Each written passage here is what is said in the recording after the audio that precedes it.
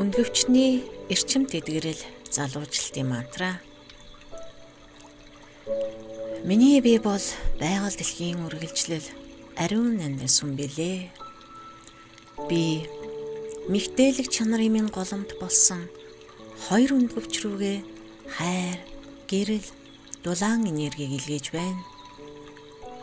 Миний хоёр өндгөвч яг л дэлгэрч буй цэцэг мэт эргүүлжин залуужиж эмэгтэйлэг энергийн хүчээр тэтгэгдэж байна.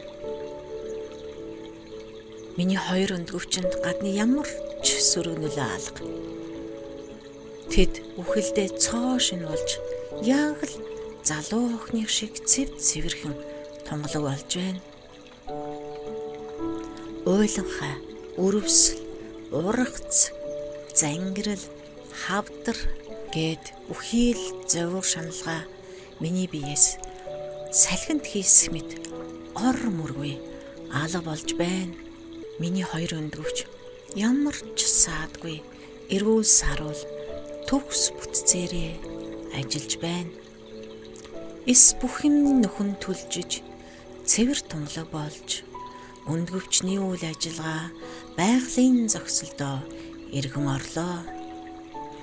Үр удмыг минтэх, амьдралыг бүтээх тэрхүү гайхамшигт хүч миний дотор тасралтгүй урсаж байна. Миний сарын тэмдэг ямар ч өвдөлтгүй байгалийн хэмнэлээр зөөлөн урсаж бие минь бүхэлдээ амгалан тайван боллоо. Би эмэгтэй хүн бол төрсөндөө баярлаж өөрийн гоо зэсгэлэн дотоод хүчээ бүр мэдэрч байна.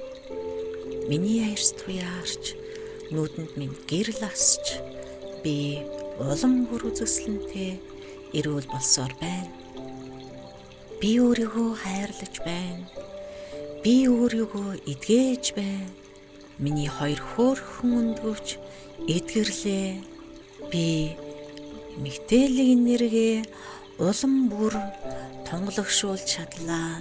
Би бүрэн эдгэрлээ.